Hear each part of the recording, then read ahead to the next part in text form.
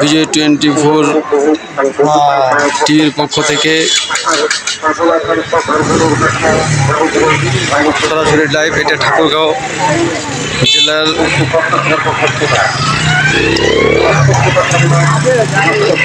রানীশিনকেল উপজেলার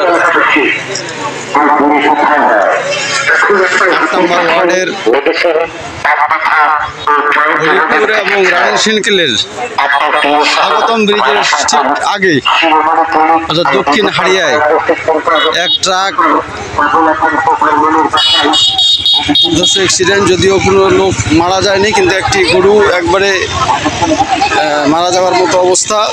সে থেকে বোঝা যাচ্ছে যে এখানে ড্রাইভার এবং হেল্পারকে ধরে রাখা হয়েছে।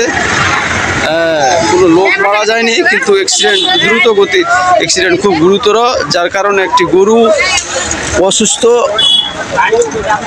এবং মারা যাওয়ার উপক্রম।